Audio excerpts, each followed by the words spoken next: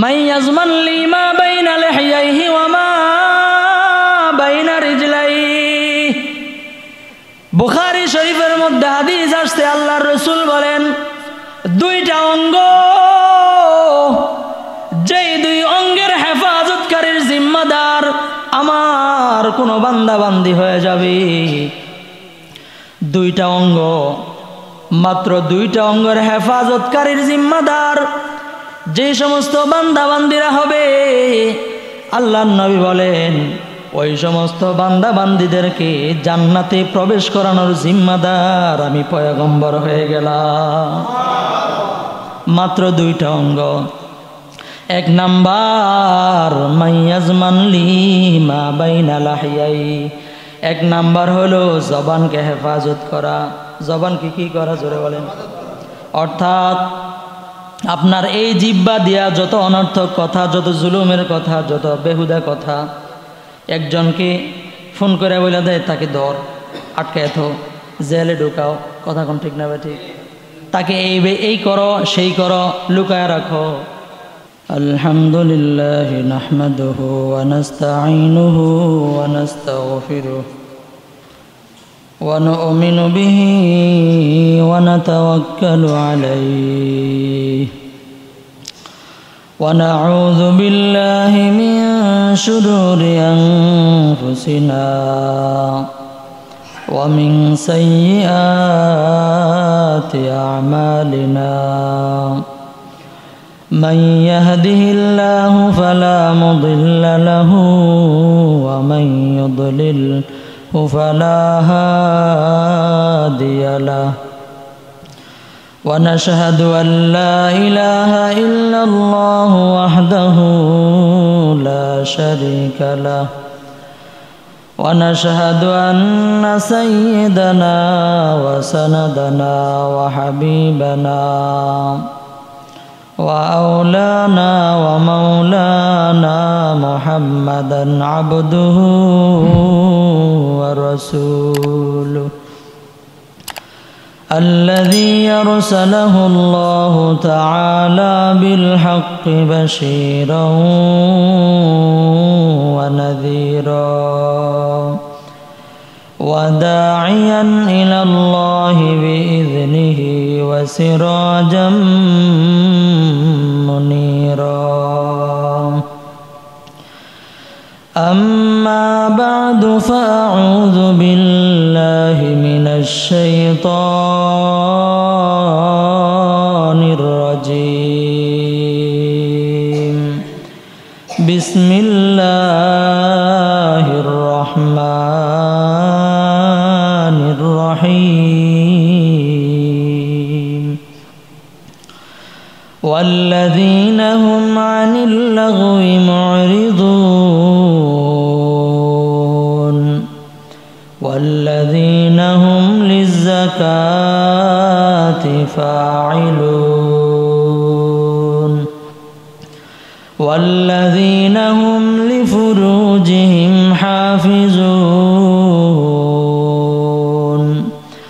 إلا على أزواجهم أو ما ملكت أيمانهم فإنهم غير ملومين.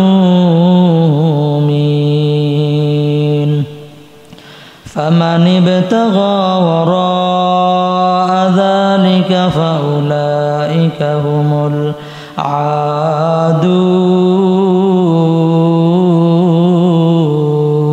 العادون. وعن سعد بن سهل رضي الله تعالى عنه قال رسول الله صلى الله عليه وسلم من يضمن لي ما بين لحييه وما بين رجليه أضمن له الجنة أو كما قال النبي عليه الصلاة والسلام. درود شريف پڑھی. اللهم صل على محمد وعلى آل محمد كما صليت على إبراهيم وعلى آل إبراهيم إنك حميد مجيد اللهم بارك على محمد وعلى آل محمد كما باركت على إبراهيم وعلى آل إبراهيم إنك حميد مجيد بلغ العلا بكماله كشف الدجى بجماله حسنت جميع خصاله صلوا عليه وآله لا إله إلا الله لا إله إلا الله لا إله إلا الله لا إله إلا الله لا إله إلا الله لا إله إلا الله لا إله لا إله إلا الله لا إله إلا الله لا إله إلا الله لا إله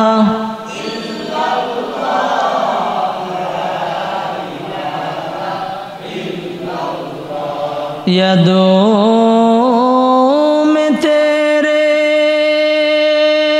सबको भुला दूं कोई न मुझको याद रहे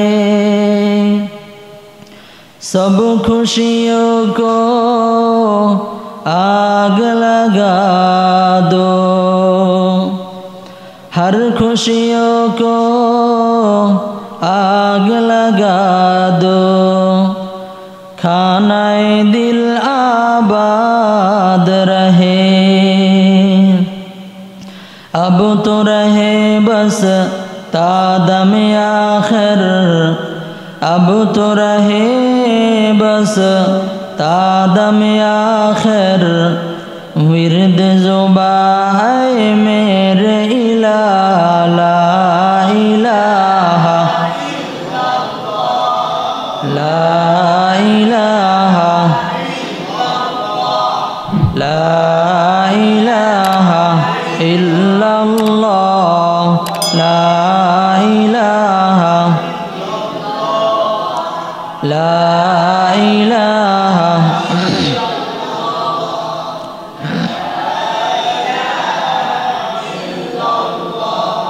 ला इलाहा इल्लल्लाहु मुहम्मदुर रसूलुल्लाह सल्लल्लाहु अलैहि वसल्लम। निकलेगा ज़मानाए आखिर अहले बिदाअत निकलेगा ज़मानाए आखिर अहले बिदाअत इस्लाम में नई नई बाती करे इजाद इस्लाम में नई नई बाती करे इजाद दुनिया में हो दुनिया का तलबगार नहीं हो दुनिया में हो दुनिया का तलबगार नहीं हो बाजार से गुजर हो खरीदार नहीं हो बाजार से गुजर हो खरीदार नहीं हो ऐ बंदा खुदा रहो हर दम में तू होशियार बिदअत का जो बदबू करे तुमको ईमान बर्बाद, बिदअत का जो बदबू करे तुमको ईमान बर्बाद। मुअज़्ज़ज़ मुकर्रम मुहतरम सम्मानित मुसल्लियान किराम मुरब्बियान आज़म प्राणाधिक प्रिय যুবক বন্ধুগণ, আল্লাহ পাক পরওয়ারদিগারে আলমের অনন্ত সীম ইহসান ও দয়া ফজল ও করম যে আল্লাহ পাক রব্বুল আলামিন আমাদেরকে অনেক বেশি মায়া করে, দয়া করে, ভালোবেসে সুস্থ রেখে, দিল দিমাগ মন মগজ ভালো রেখে আল্লাহ তাআলার মহান হুকুম জুমার নামাজ আদায়ের উদ্দেশ্যে আগে আগে মসজিদে আসার, সেই সুবাদে কিছুদিনই কথা বলবার শুনবার জন্য তৌফিক দান করেছেন। এই জন্য আমরা সকলে দিল থেকে উচ্চ কণ্ঠে বলি আলহামদুলিল্লাহ। আমি আপনাদের সামনে কোরআনে হাকিমের সূরা মুমিনুনের কয়েকটি আয়াতে কারিমা তেলাওয়াত করেছি। বুখারী শরীফের থেকে একটি হাদিসে পাক তেলাওয়াত করেছি। আল্লাহ পাক রব্বুল আলামিন তেলাওয়াতকৃত আয়াতের মধ্যে মুমিনদের সফলতার কথা বর্ণনা করতেছেন যে মুমিনদের সফলতার 7টি গুণ আছে। এর মধ্যে একটি গুণ আগে বর্ণনা করা হয়েছে, দ্বিতীয়, তৃতীয় এবং চতুর্থ গুণ এর আলোচনা ইনশাআল্লাহ আজকে করার উদ্দেশ্যে আয়াতে কারিমা তেলাওয়াত করা হয়েছে। আল্লাহ পাক রব্বুল আলামিন আয়াতের মধ্যে বলতেছেন ওয়াল্লাযীনা হুম আনিল লাগwi মুরিদুন। 2 নম্বর গুণ হলো সফলতার, সফল মুমিনের 2 নম্বর গুণ। একটা হলো মুমিনদের গুণ, আর একটা হলো সফল হওয়ার 2 নম্বর গুণ। মুমিন হওয়ার জন্য আলাদা কিছু কোয়ালিটি আছে না নাই? মুমিন হওয়ার জন্য এই বৈশিষ্ট্যগুলো থাকলে মুমিন হবে। আবার মুমিনদের মধ্যে সফল হবে কারা? এই বৈশিষ্ট্য থাকলে মুমিনদের মধ্যে সফল হবে। তো আল্লাহ পাক রব্বুল আলামিন বলেন ওয়াল্লাযীনা হুম আনিল লাগwi মুরিদুন, যারা দুনিয়াতে অনর্থক কথা থেকে বেঁচে থাকবে, অনর্থক কথা থেকে বেঁচে থাকবে। দুনিয়াতে আমরা কত কথা বলি, কথা কোন ঠিক না ঠিক? আমাদের যাদের জবান আছে, অনেক মানুষ আসে তাদের কথা বলতে পারে না, আছে না নাই? দুনিয়াতে হায়ওয়ানে নাতেক, কুওয়াতে নাতেকা, অর্থাৎ কথা বলার গুণ আল্লাহ পাক রব্বুল আলামিন মানুষকে দান করছেন। এরপরেও এদের মধ্যে অনেক মানুষ আছে কি কথা বলতে পারে না, ইশারা ইঙ্গিতে কথা বলে। আমাকে আপনাকে যে কথা বলার শক্তি আল্লাহ তাআলা দান করছেন, এটা কি আমি আপনি আল্লাহ তাআলার কাছে চাইছিলাম? কথা বলেন, চাই নাই। এরপরে আল্লাহ পাক রব্বুল আলামিন দান করছেন।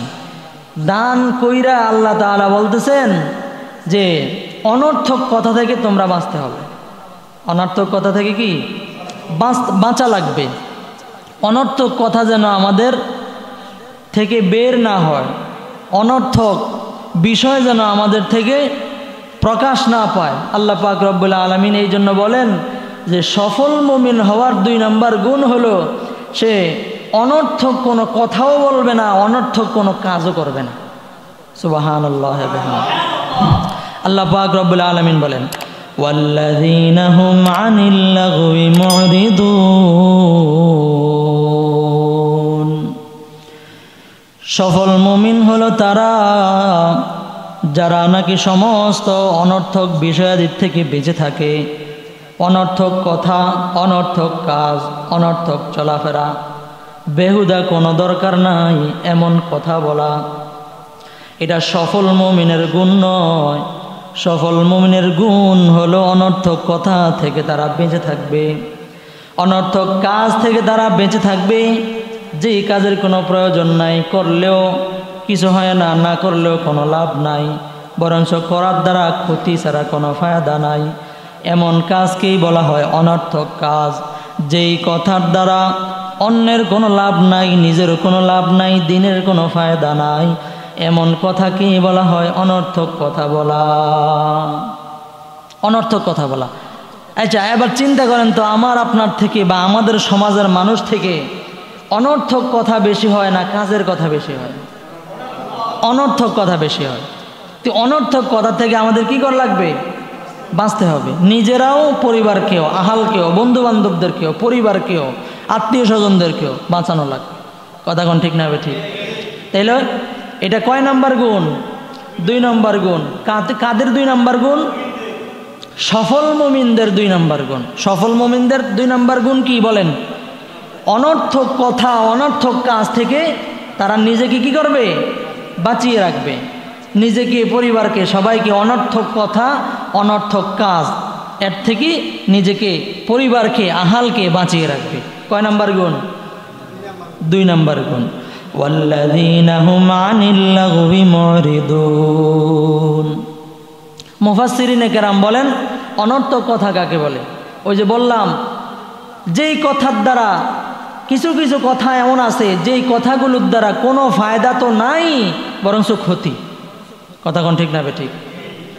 আমরা কয়েকজন একসাথে হইলে যে একজনের কথা নিয়ে আমরা চলতে থাকি 1-1.5 ঘন্টা। কথা কোন ঠিক না? ঠিক। এই কথার দ্বারা আমার, আপনার বা যার সাথে বলতেছি এর কি ফায়দা? কোনো ফায়দা নাই, বরঞ্চ ক্ষতি।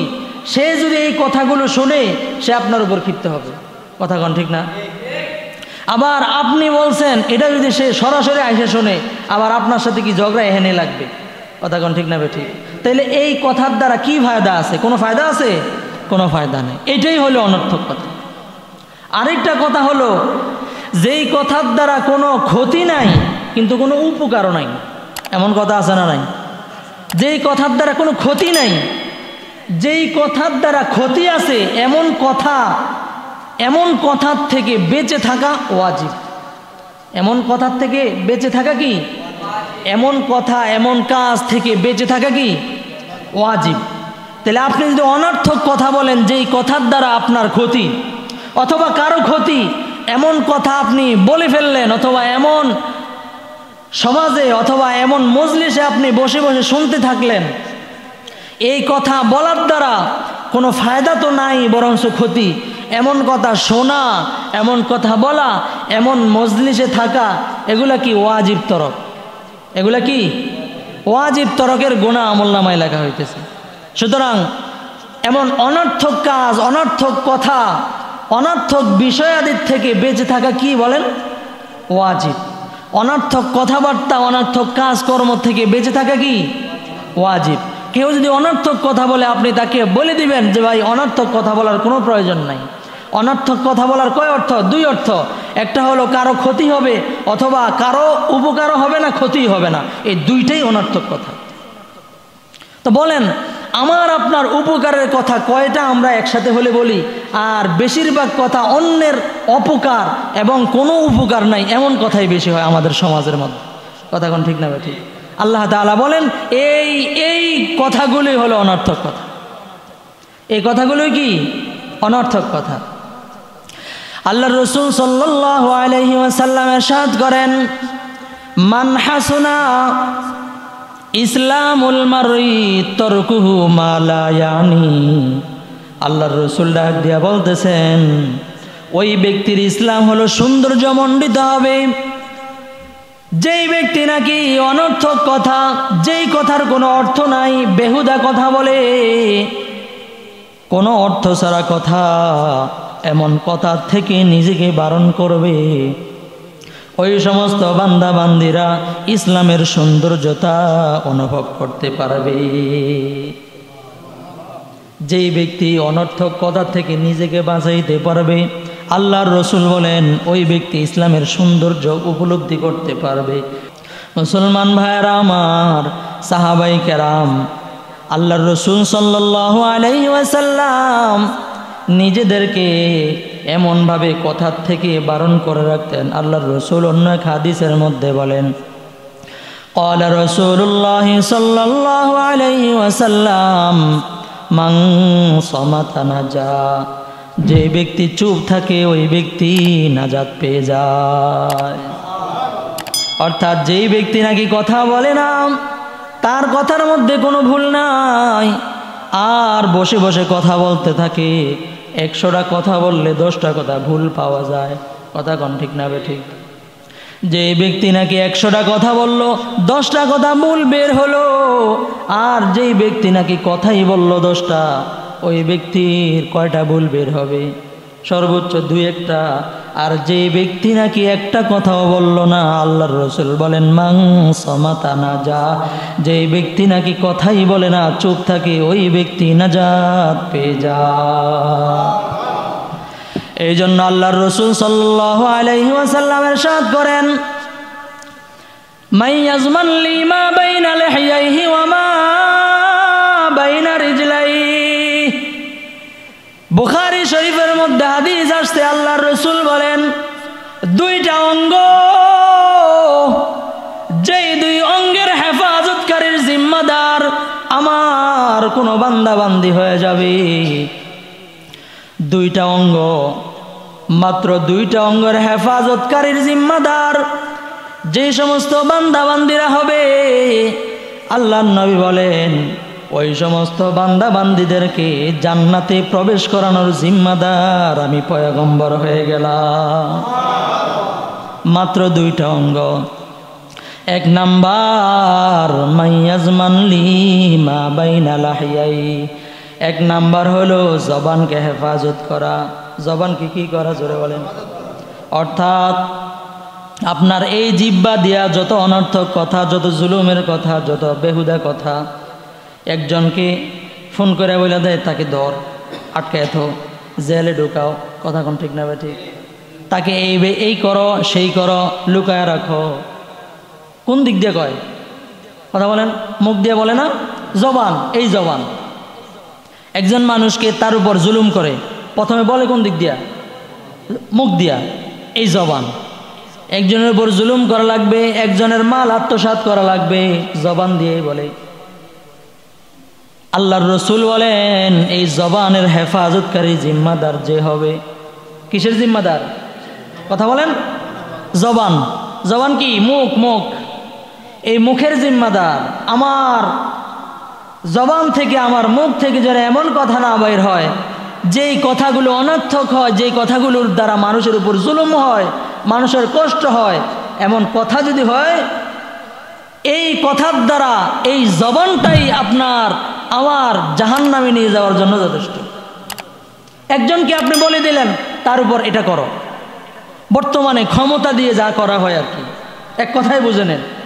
ক্ষমতা দিয়ে, আমার ক্ষমতা আছে, এখন আমি বলতেছি এই লোকটাকে আমি এই রাস্তা দিয়ে, আমার রাস্তার সামনে দিয়ে যাইতে দিব না, বাস শুরু হয়ে গেল। কথা কোন দিক দিয়ে বলছে? জবান দিয়া। এই শুরু হয়ে গেছে। আমার পক্ষের যারা আছে শুরু, এর উপর জুলুম করা, যত ধরনের জুলুম অত্যাচার আছে শুরু হয়ে গেল জবান। আপনার এক জবানের এক কথায়, দেখেন এক জবানের একটা কথায় একজন মানুষের উপর কতজন মানুষের চড়াও, কতজনের গুনাহ হইতেছে, নিজে গুনায় লিপ্ত, সবগুলো গুনার ভাগীদার আমি একা। এই জন্য আল্লাহর রাসূল সাল্লাল্লাহু আলাইহি ওয়াসাল্লাম বলেন, মাইয়াজমান লি মা বাইনা লাহিয়াই, 2 চোয়ালের মাঝখানে যে ছোট্ট একটা অঙ্গ অর্থাৎ জিহ্বা, এই জিহ্বার হেফাজতকারী যে হবে, আল্লাহর রাসূল বলেন একটা অঙ্গ, এটা হলো একটা অঙ্গ। এই অঙ্গ দিয়া আমার কথার দ্বারা, আমার এমনভাবে অন্যকে বলার দ্বারা অন্যের উপর অত্যাচার, অবিচার, জুলুম, নিপীড়ন, নির্যাতন করা আমার এই জবান দিয়া বাইর হয়। এই জন্য হযরত আবু বকর রাদিয়াল্লাহু তাআলা আনহু আল্লাহর রাসূলের কাছ থেকে জবানের হেফাজতের কথা শোনার পর হযরতে আবু বকর রাদিয়াল্লাহু তাআলা আনহু জিহ্বাকে টেনে ধরেন। জিহ্বাকে টেনে ধরে মুখের বাইরে জিহ্বা বের করে নিয়ে আসছে। সাহাবায়ে কেরাম দেখা জিজ্ঞাসা করে, আবু বকর, এই জিহ্বার উপর তুমি এত রাগান্বিত কেন হইলা? জিহ্বাকে এত কষ্ট কেন দিতেছ? মুসলমান ভাইয়েরা আমার, এই জিহ্বা দিয়ে আমি কত স্বাদ আস্বাদন করি। কথা বলেন ঠিক না বেঠিক? কিন্তু জিহ্বাটা আল্লাহ পাক এমন জায়গায় রাখছে, তার চতুর্পাশে তার 32 ধরনের আক্রমণকারী আল্লাহ তাআলা জিহ্বার চতুর্পাশে লাগায় দিছে। শিক্ষা দেখেন, প্রত্যেকটা জিনিস থেকে আমাদের শিক্ষা আছে। আমাদের একটা এই ছোট্ট একটা জিহ্বা মুখের ভিতরে, মাঝে মাঝে খাবার খাওয়ার সময় জিহ্বা দাঁতের নিচে কামড় পড়ে না? যখন জিহ্বার নিচে, দাঁতের নিচে যখন জিহ্বা কামড় পরে 2 মিনিট বসে থাকেন, ওহো কইয়া, কথা কোন ঠিক না ঠিক? অনেকে মাগো কইয়া বইয়া থাকে, জিহ্বা কামড় দিছে, তার মানে জিহ্বাকে যখন দাঁত সুযোগ পায় তখন কামড় দিয়েই ছাড়ে। কথা কোন ঠিক না ঠিক? এর সুযোগে সদ্ব্যবহার দাঁতে আর জিহ্বায়ও করে। আল্লাহ পাক রব্বুল আলামিন দেখেন, এই সবগুলা দাঁত, সাইডের দাঁত, সামনের দাঁত, যখন যেটা নিচে পড়ে জিহ্বাকে তখন সেটাই কামড় মারে। জিহ্বা এর থেকে বাঁচার জন্য কত দ্রুত কাজ করে, এটা আপনি চিন্তা করে দেখেন, কত দ্রুত কাজ করে। আল্লাহ পাক রব্বুল আলামিন এই চতুর্পাশে আপনার দাঁতের মতো শত্রুর ভিতর দিয়া জিহ্বাকে আল্লাহ তাআলা হেফাজত করছে। এই জিহ্বাটাকে আল্লাহর রাসূল নিয়ন্ত্রণ করার জন্য বলছেন যে তুমি এই জিহ্বাকে নিয়ন্ত্রণ করো। তা আল্লাহর রাসূল বলেন, আমি তোমাকে জান্নাতে যাওয়ার জন্য জিম্মাদার নিয়ে নিলাম। মুসলমান ভাইয়েরা আমার, হযরত আবু বকর রাদিয়াল্লাহু তাআলা আনহু এমন ভাবে জিহ্বাটাকে টান দিয়ে ধরে, মানুষের সামনে সাহাবীরা জিজ্ঞাসা করে, আবু বকর, এই জিহ্বার উপর তুমি এত ক্ষিপ্ত কেন হয়েছো? হযরত আবু বকর রাদিয়াল্লাহু তাআলা আনহু বলেন, এই জিহ্বাটাই আমাকে জাহান্নামে নিয়ে যাওয়ার জন্য যথেষ্ট। আমি যে কথা বলি, এই কথার দ্বারা কে জানি কষ্ট পাওয়া যায়, কে জানে আমার এই আচরণ দ্বারা, জিহ্বার আচরণ দ্বারা কার উপর জুলুম হয়ে যায়, এই জিহ্বা দ্বারা আমার কার উপর গীবত হয়ে যায়, কার জানি তুহমত হয়ে যায়। এই কথাগুলো, অনর্থক কথাগুলোর থেকে আমাকে বারণ করার জন্য সব চাইতে আমি আমার এই জিহ্বাটাকে সব চাইতে বেশি ভয় পাই। হযরত আবু বকর রাদিয়াল্লাহু আনহু, যার ব্যাপারে আল্লাহর রাসূল সাল্লাল্লাহু আলাইহি ওয়াসাল্লাম জান্নাতে যাওয়ার সার্টিফিকেট 1 নাম্বার। দুনিয়াতে যত মানুষ আছে, যত উম্মত আছে, সমস্ত উম্মতের চাইতে জান্নাতের 1 নাম্বারের যে যাবে তার নাম কি জোরে বলেন? কথা বলেন না। খেলোয়াড়ের নাম তো আবু বকরের নাম পারেন না? আবু বকর রাদিয়াল্লাহু আনহু জান্নাতে যাওয়ার 1 নাম্বার প্যাসেঞ্জার। ওনার আগে উম্মতের, কোন উম্মতের, যত উম্মত আছে দুনিয়ার শুরু থেকে শেষ পর্যন্ত, হযরত আবু বকর রাদিয়াল্লাহু আনহুর আগে জান্নাতে কেউ প্রবেশ করতে পারবে না উম্মতের মধ্যে। সেই আবু বকর রাদিয়াল্লাহু আনহুর ব্যাপারে আল্লাহ তাআলা সার্টিফিকেট, টিকিট দিয়ে দিয়েছে, রাদিয়াল্লাহু আনহুম ওয়া রাদু আন। আবু বকর, আল্লাহর রাসূল টিকিট দিয়ে দিছে, আবু বকর ফিল জান্নাহ, জান্নাতি, সব সার্টিফিকেট দেওয়া। এরপরেও জিহ্বাকে টান দিয়ে ধরা মানুষের সামনে জিহ্বাকে শাস্তি দিতেছে, এই তোর জন্য জাহান্নামে গেলে আমি তোর জন্যই জাহান্নামে যাব, নিজেকে শাস্তি দিতেছে। আর মানুষকে, আমাদেরকে শিক্ষা দিতেছেন যে এই জিহ্বা দ্বারা আমি আপনার উপর, অন্যের উপর কত জুলুম, কত নির্যাতন, স্ত্রীর উপর মানুষ, এটা তো বলাই অপেক্ষা রাখে না। কথা কোন ঠিক না ঠিক? স্বামী স্ত্রীর উপর, স্ত্রী স্বামীর উপর, মা বাবার উপর, আত্মীয় স্বজনের উপর, ভাই বোনের উপর, এই জিহ্বা দিয়েই তো। কথা কোন ঠিক না ঠিক? আবু বকর রাদিয়াল্লাহু আনহু জিহ্বাটাকে টান দিয়ে ধরে বলতেছেন যে আমি যদি জাহান্নামে যাই তাহলে তোর কারণে জাহান্নামে যাওয়া লাগতে পারে। এই জন্য সাহাবাই কেরামের সামনে এমনভাবে জিহ্বাকে টান দিয়ে ধরে শাস্তি দিতেছেন আর নিজেকে বুঝাইতেছেন যে আমার জিহ্বাকে নিয়ন্ত্রণ করা দরকার, জিহ্বাটাকে আমার নিয়ন্ত্রণ করা দরকার। ওয়াল্লাযীনা হুম আনিল লাগwi মুরিদুন। এই জিহ্বা দিয়ে অনর্থক কথা এবং অশ্লীল কথা, অশ্লীল ফাহেসা কথা, গালিগালাজ মানুষ কোন দিক দিয়ে করে? কথা কোন? জিহ্বা দিয়ে করে। একজনের সাথে, বন্ধুর সাথে কথা বলতেছে, এমনিতে গালি দিয়ে দেয়, মানে মোহাব্বতে গালি দেয়। কথা কন আছে না নাই? মানে একটা আছে মানে খুব তার উপর রাগান্বিত হয়ে গালি দেওয়া, এটা তো একটা আছেই। বর্তমানে তো অনেক মানুষ এমন দেখা যায় মানে খুশিতেই গালি দেয়, আছে না নাই? তো খুশিতে গালি দিলে কি আপনার গুনাহ হবে না? রাগান্বিত হয়ে গালি দিলে গুনাহ হবে না? আপনি স্ত্রীর উপর এমনিতেই হুদাই রাগ করলেন, আপনি জবান দিয়ে কষ্ট দিলেন, স্ত্রী আপনাকে কষ্ট দিল, সন্তান আপনাকে কষ্ট দিল, আপনি সন্তানকে কষ্ট দিলেন, আত্মীয় স্বজনকে কষ্ট দিলেন, জিহ্বা দিয়েই তো। কথা কন ঠিক না ভাই? ঠিক। এটা কষ্ট হবে না? এই জিহ্বাই এত নরম জিনিস থাকে, একদম ভিতরে দেখাও যায় না। দেখেন, এটাই জাহান্নামে নিয়ে যাওয়ার জন্য যথেষ্ট। মুসলমান ভাইয়েরা আমার, এই জন্য আল্লাহ রাসূল সাল্লাল্লাহু আলাইহি ওয়াসাল্লাম বলেন, 1 নাম্বার, এই অঙ্গ জিহ্বার মতো একটা নরম অঙ্গ, এই অঙ্গটাকে তুমি হেফাজত করো। 2টা অঙ্গ, 2টাই হলো নরম অঙ্গ, একদম দুর্বল অঙ্গ। এই 2টা দুর্বল অঙ্গ তোমাকে জাহান্নামে নিয়ে যাবে। 1 নাম্বার হলো জিহ্বা, 2 নম্বর হলো লজ্জাস্থান। এই লজ্জাস্থান নরম জায়গা, এই লজ্জাস্থানও আপনাকে জাহান্নামে নিয়ে যাওয়ার জন্য যথেষ্ট। আল্লাহর রাসূল আল্লাহ তাআলা বলেন, ওয়াল্লাযীনা হুম আনিল লাগওয়ি মুরিদুন। এই জিহ্বাটাকে তোমরা নিয়ন্ত্রণ করো, অনর্থক কথা থেকে, অনর্থক কাজ থেকে, অনর্থক কর্ম থেকে তোমরা নিজেকে বাঁচাও।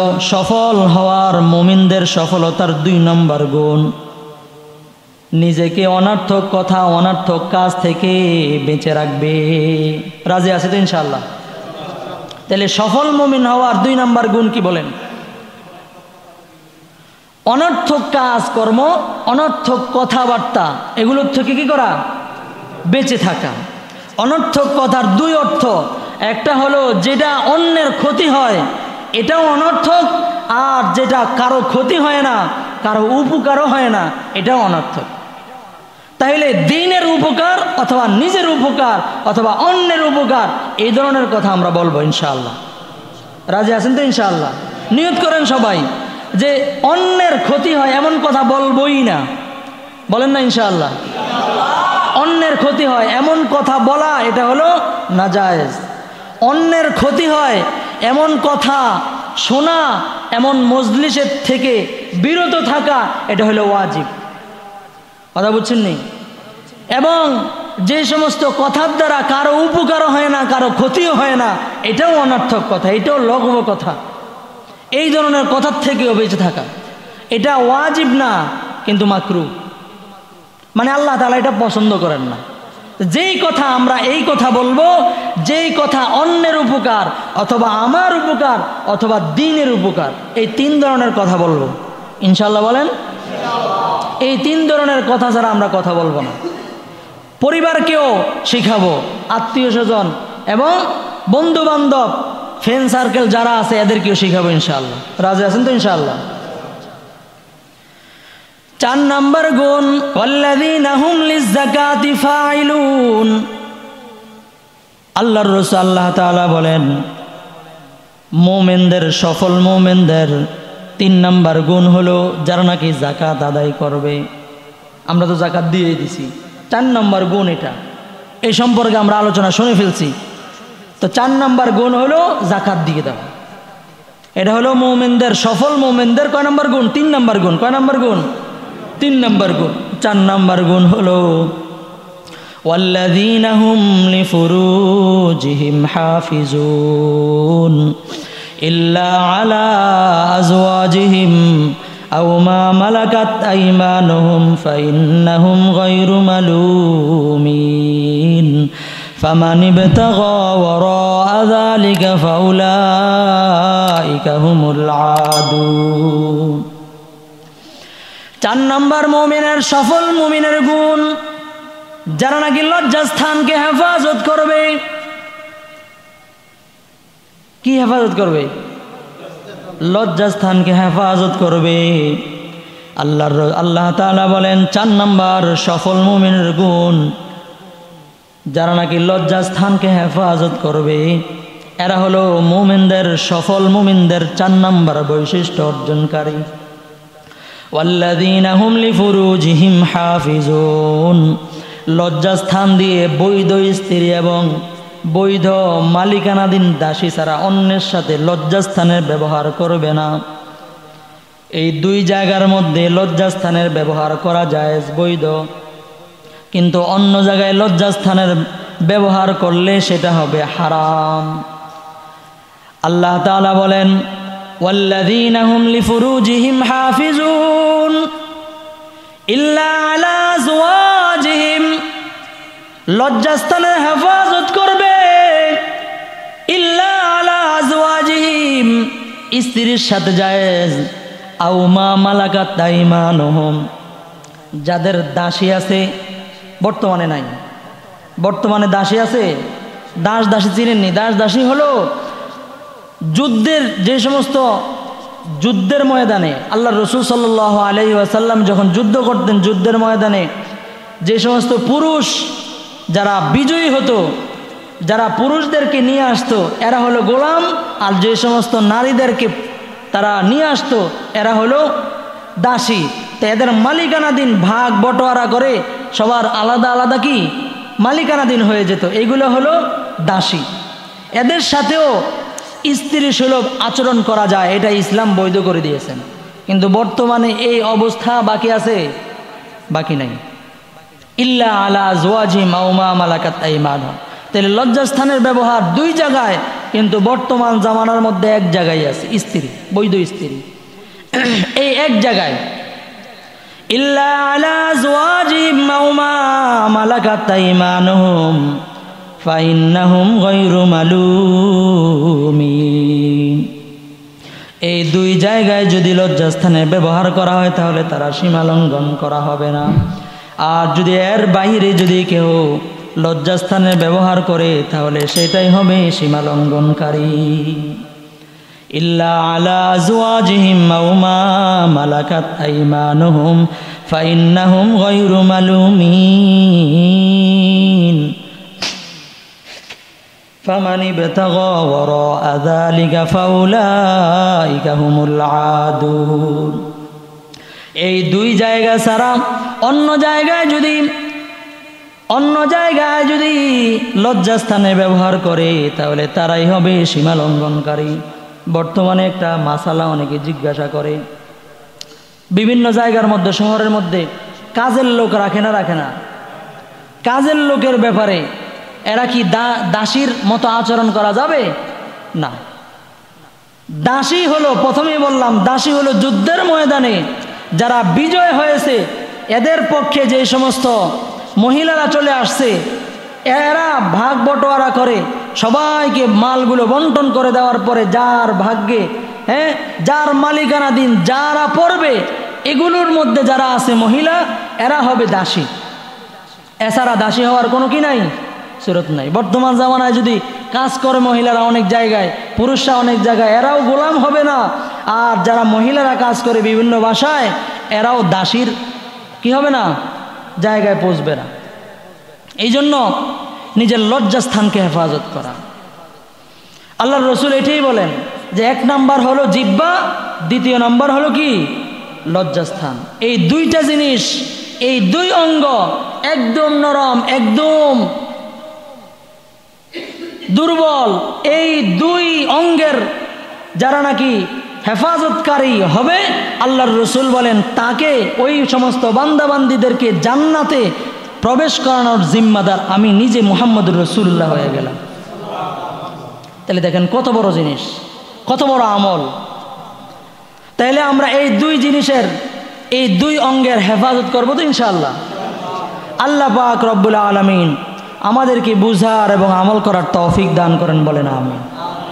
আমরা আজকে সফল মুমিনের 3টা গুণ বর্ণনা করলাম। কয়টা গুণ? 3টা গুণ। 1 নাম্বার হলো সফল মুমিন তারা যারা নিজের জিহ্বাকে হেফাজত করবে, অনর্থক কথাবার্তা, অনর্থক কাজকর্ম থেকে নিজের অঙ্গ প্রত্যঙ্গকে কি করবে, হেফাজত করবে।